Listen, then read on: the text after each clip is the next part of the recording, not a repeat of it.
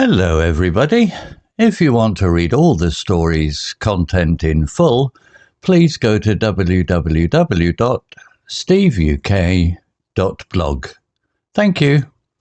Short story 666. Ooh.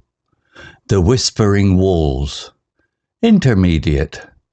In the quiet town of Eldridge, where the fog never quite lifted from the streets, the Hargrove family arrived on a rainy autumn evening. Tom, a tired factory worker with rough hands and a kind smile, drove the old van up the gravel path to Willow House. His wife, Elena, sat beside him, her fingers twisting the hem of her coat. Their daughter, Lily, only 12, pressed her face against the back window, watching the twisted branches of the willow tree scratch at the sky like bony fingers. The house was ancient, its stone walls covered in ivy that seemed to pulse in the dim light. They had bought it cheap. Too cheap, some whispered in the town pub.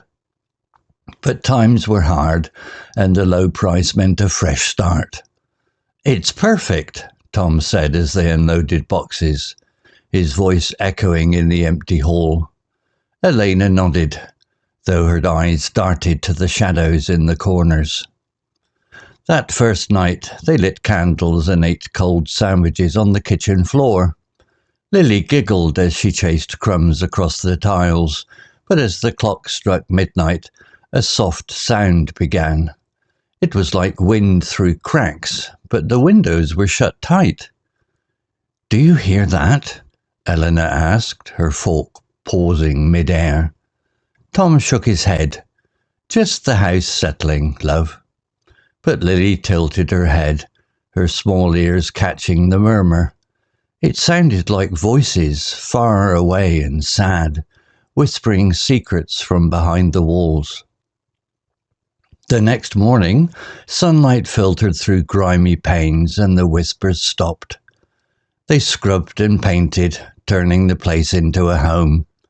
Tom hammered shelves in the living room, Elena hung curtains in the bedrooms, and Lily explored the attic, where dusty trunks hid forgotten toys. But by the evening, the sounds returned. This time clearer. Words formed in the hush. "Stay! Stay with us!" Elena woke in the night, sweat on her brow. She sat up in bed, listening. The whispers came from the wall beside her, low and insistent, like lovers murmuring in the dark. "Tom!" she whispered, shaking him. He grumbled and rolled over. "Dreams, Elena. Go back to sleep." But she couldn't. The voices pulled at her, promising things she didn't understand. Warmth, safety, forever. She pressed her ear to the cold plaster, and for a moment she felt a hand, thin and icy, brush her cheek from the other side. Days blurred into weeks. Lily started to change first. She spent hours in her room, staring at the faded wallpaper patterned with roses that seemed to bleed red in the lamplight. "Mum, they talked to me," she said one afternoon, her voice flat, eyes too bright. Elena knelt beside her, stroking her hair. "What did they say, darling?" Lily smiled, but it didn't reach her eyes. "They say you're leaving soon, but I won't let you." Tom laughed it off at dinner, blaming the move for everyone's nerves. But that night he heard it too. In the bathroom, as he shaved by candlelight, the electric still being faulty, the mirror fogged without steam. Letters appeared in the mist. "Join us." His razor slipped, slicing his thumb. Blood dripped into the sink, and the whispers laughed, a chorus of dry, rattling glee. Panic set in. Elena searched the town library, flipping through yellowed books on local history. Willow House had stood for 200 years, built on the site of an old asylum where the mad had been locked away. In 1823, a fire had claimed 30 souls, their screams echoing through the stones. The walls, they said, held the echoes, trapped spirits hungry for company. "We have to leave," Elena told Tom, her hands trembling as she packed a bag. But Lily was gone. They found her in the cellar, sitting cross-legged on the dirt floor, humming a tune none of them knew.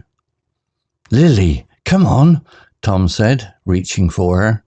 She turned, her face pale as bone, and hissed, "They're my friends now. They promised me everything."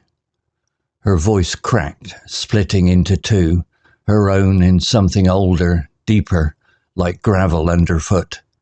Elena screamed as Lily's eyes rolled back, showing only whites. The girl lunged, nails raking Elena's arm, drawing thin lines of blood that the shadows seemed to drink.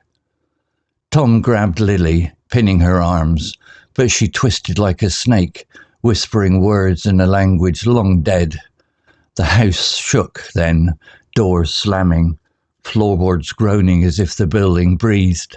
Plaster cracked on the walls, and faces emerged, pale, eyeless masks mouthing silent pleas. "Stay!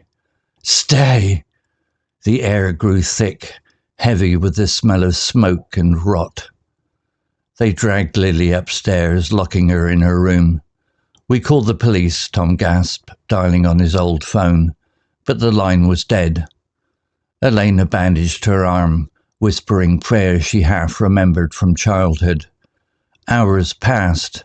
Lily's cries turned to laughter, then silence. Dawn broke, grey and weak.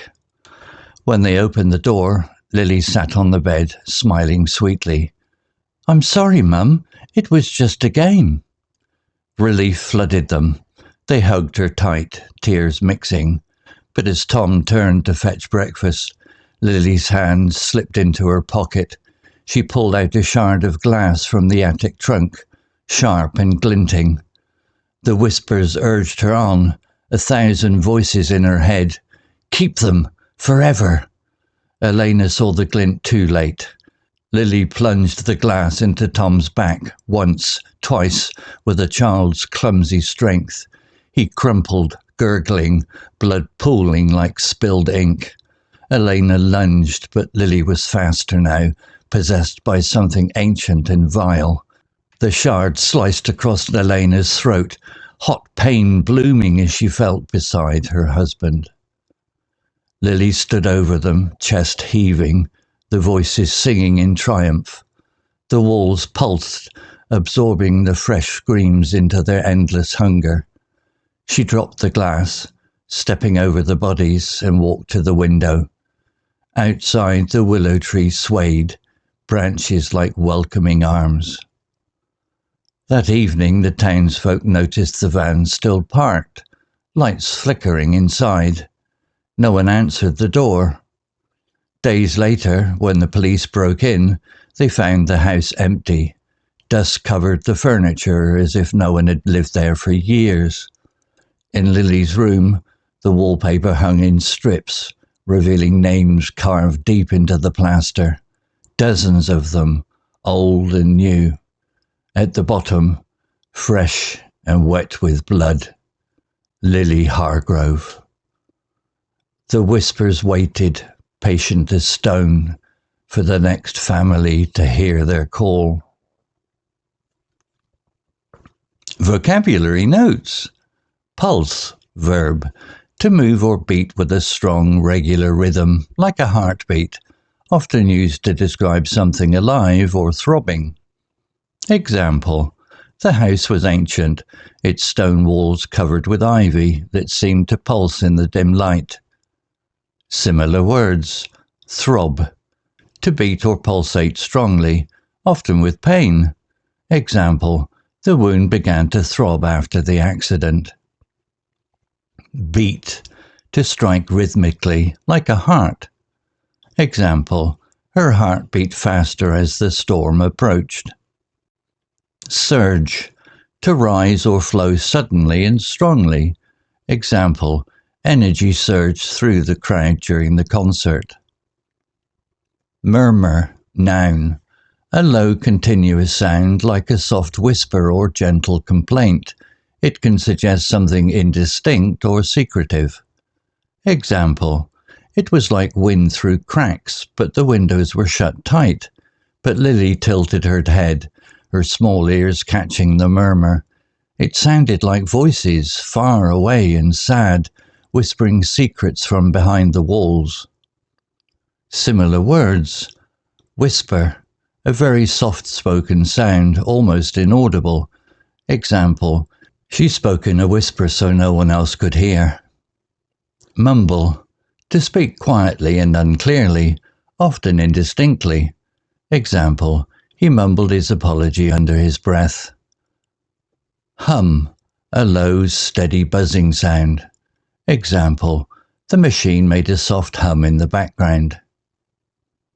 Insistent, adjective, demanding attention in a persistent and forceful way, refusing to stop or be ignored. Example: the whispers came from the wall beside her, low and insistent, like lovers murmuring in the dark. Similar words. Persistent, continuing firmly despite obstacles. Example: the persistent rain ruined our picnic plans. Demanding, requiring a lot of effort or attention. Example: she has a demanding job that keeps her busy all day. Relentless, unstopping and severe. Example: the relentless heat made the hike exhausting. Possessed, adjective, controlled or influenced by an evil spirit or force, can also mean owned, but here it implies supernatural takeover. Example: Elena screamed as Lily's eyes rolled back, showing only whites. The girl lunged, but Lily was faster now, possessed by something ancient and vile. Similar words. Haunted, affected by ghosts or evil spirits. Example: the old mansion felt haunted at night. Overcome, completely controlled by a strong emotion or force.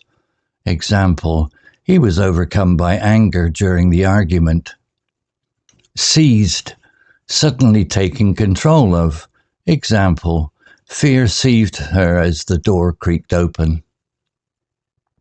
Absorbing, verb present participle.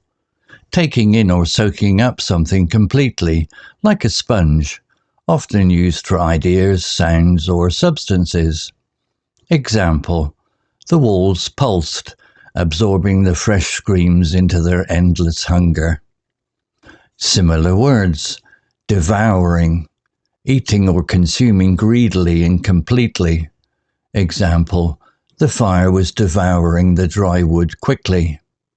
Soaking up, gradually taking in liquid or information.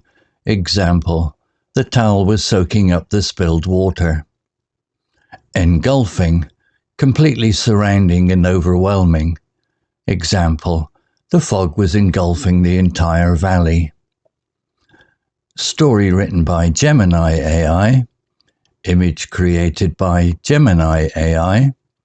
To read all the story's content in full, please go to www.steveuk.blog. CC Music, drifting at 432 Hz, Unicorn Heads. Welcome to the Deep Dive. Today we're looking at The Whispering Walls. It's really a masterclass in building dread. It really is. We're going to break down how the author uses language and atmosphere to, well, basically weaponize a house against its inhabitants. Right. So the setup is the Hargrove family, Tom, Elena, their daughter Lily, who's 12. They moved to this place, Willow House. It's in Eldridge, this town that's always foggy. Yeah, and the house description immediately sets off alarm bells. It's old, stone, covered in ivy. But the ivy seemed to pulse, and crucially, the price was too cheap. That detail, too cheap, you just know nothing good is coming. And pulse. Yeah. Wow. Straight away, the house isn't just a building. Exactly. It's alive somehow. It makes the setting itself the antagonist right from the get-go. We're not just waiting for a ghost to show up.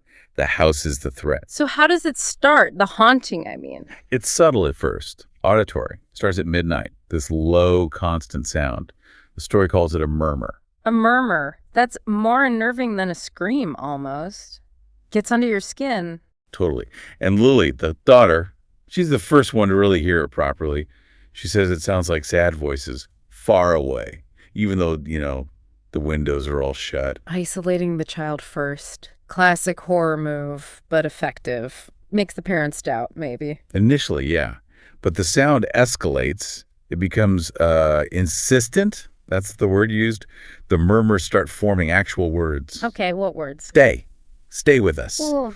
And then Tom, the dad, he sees join us, written in the fog on the bathroom mirror, right before he cuts himself shaving, no less. Oof. That moves it from creepy sounds to a direct invitation or threat. A demand, I'd say. And it targets the skeptic, Tom. Breaks down his rational defenses. So Elena starts digging into the house's history. And what does she find? Let me guess. Something bad. Oh, yeah. The house is built right on the site of an old asylum. There was a huge fire back in 1823. 30 people died. 30 souls. Okay, so the built on haunted ground trope, but the story gives it teeth. It does. The local theory isn't just ghosts. It's that the walls themselves absorb these spirits. They're trapped, and they're hungry for company. That specificity is key. Hungry walls, right. And they focus on Lily. Uh-huh. That's the turning point. Lily changes. Her eyes get too bright. Her voice sounds flat. She tells her parents the voices are her friends. Oh, that's chilling. She's not scared anymore. She's siding with them. Exactly. She becomes their advocate, their conduit. It completely undermines the parents' ability to fight back or protect her. So this all leads to the confrontation, right, in the cellar. Yes. They try to physically get Lily out of there, but she fights them. The text says she seems possessed by something ancient and vile. Her voice changes, deepens. And the house joins in. The whole house. It starts shaking, doors are slamming everywhere, and the plaster on the walls cracks open. Starts open. Yeah, revealing faces inside. Described as pale, eyeless masks. The trapped souls are literally emerging from the structure. The walls aren't just holding them, they're releasing them. Okay, that's, wow. Nightmare fuel. And the ending is abrupt, isn't it? Very tragic. Lily seems to snap out of it for a second, grabs a piece of glass from an old trunk they found in the attic, and she kills her parents. Just like that. The daughter. Just like that. And the final detail there is that the walls pulsed again, absorbing the fresh screams into their endless hunger. Absorbing the screams. So the house literally feeds on the tragedy. Seems so. And the aftermath is maybe even creepier. The police show up days later because, neighbors are worried. They find the house totally empty. Empty, like no bodies. No bodies, no furniture, nothing. Looks like it's been abandoned for years. The only sign the Hargroves were ever there is in Lily's room. What is it? A list of names carved into the plaster. The 30 names from the asylum fire, presumably. And at the bottom, freshly carved, Lily Hargrove. Oh, man. So she joined them. She's in the wall. That's the implication. She became part of the house's collection. So looking back, the language is key. Pulse, murmur, insistent, possessed, and finally absorbing. It charts the whole progression of terror. Absolutely. It's a deliberate escalation. But what really sticks with you, I think, is that ending. The silence. How so? Well, the violence is shocking, yes. But finding the house empty, utterly erased, it suggests the walls won completely. They didn't just kill the family, they consumed them.